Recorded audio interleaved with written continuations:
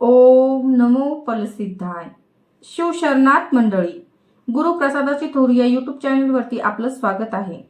तर मंडळी, अक्षय सुख म्हणजे काय, अक्षय सुख कधी प्राप्त होते याविषयी आपण या व्हिडिओमध्ये चर्चा करणार आहोत. तर चला तर मग व्हिडिओची सुरुवात श्री वैराग्यमूर्ती शिवसंत लक्ष्मण महाराज यांच्या गोड अभंगाने करूया.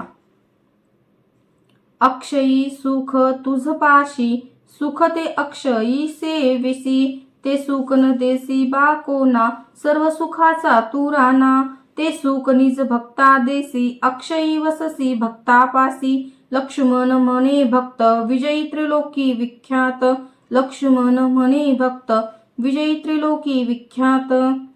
तर मंडळी, आपण सगळे प्रापंचिक लोक सतत सुखाच्या मागे धावत असतो. खरं पाहता सुख आणि दुःख हे मनाचे आभास आहेत. खरं सुख तर एकच आहे, ते म्हणजे अक्षयी सुख. अक्षयी सुख म्हणजे ज्या सुखाचा कधीही क्षय होत नाही ते अक्षयी सुख. जे सुख कधी संपतच नाही ते अक्षयी सुख. प्रपंचातली प्रत्येक व्यक्ती 5 विषयाच्या अधीन राहून आपले जीवन व्यतीत करते. आपण विषयाधीन का होतो, तर विषयामध्ये थोडासा सुखाचा अनुभव येतो, परंतु हे पूर्ण सुख नव्हे तर सुखाचा अंश असतो. त्याचप्रमाणे शब्द, स्पर्श, रूप, रस व गंध या विषयामध्ये आपण जे सुख शोधतो ते सुख खूप कमी प्रमाणात आहे. तर मग पूर्ण सुख म्हणजे अक्षय सुख कुठे आहे, तर ते शिवानंदात आहे, आपल्या आत्म्यात आहे. पूर्ण सुख मिळवायचे असेल तर स्वतः जवळ आले पाहिजे. दुसऱ्या जवळ गेल्याने सुख कमी आणि दुःखच अधिक मिळते. म्हणून उपनिषदात इंद्रिय व विषय यांच्या विषयी म्हटले आहे की इंद्रिय ग्रह आहेत तर विषय अतिग्रह आहेत. चला तर आपण एक दृष्टांत बघूया. राजा जनकाने एकदा ब्रह्मज्ञानी लोकांचा दरबारात बोलावून सन्मान केला. त्यानंतर सभागृहाबाहेर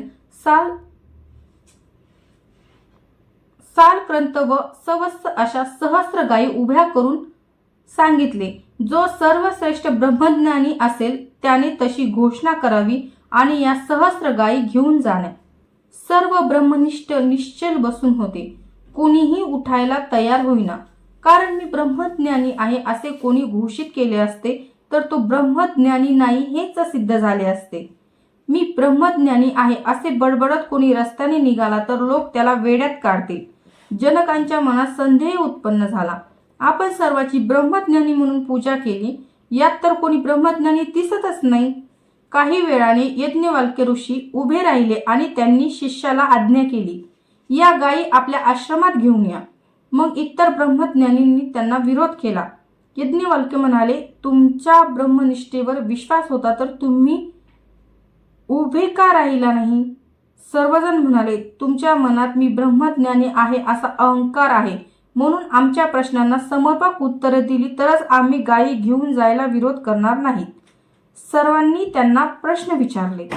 शांत चित्ताने त्यांनी सर्व प्रश्नांची समर्पक उत्तरे देऊन ब्रह्मज्ञानी लोकांचे समाधान केले.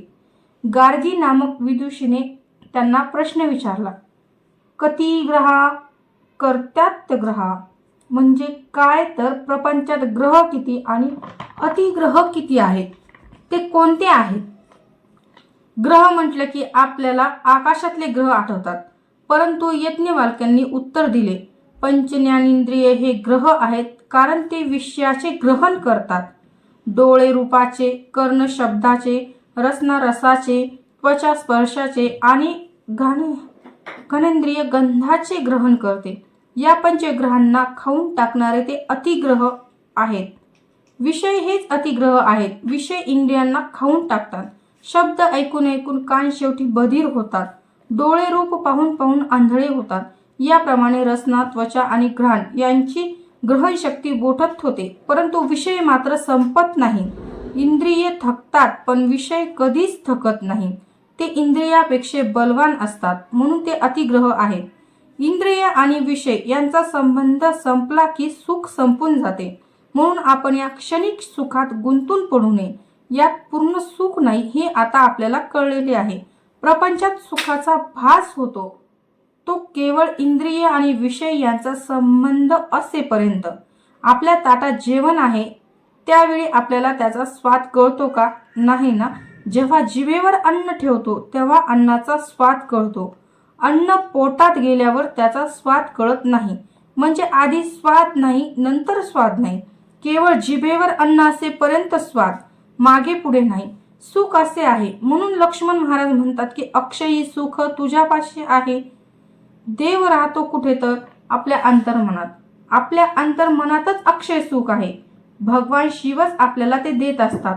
जो मनुष्य क्षणिक सुखाच्या मागे न लागता अंतर्मनातील सुखाचा शोध घेतो तो त्रैलोकी विजयी म्हणून प्रख्यात होतो. तर मंडळी, अक्षय सुख म्हणजे काय हे तुम्हाला नक्कीच कळलं असेल.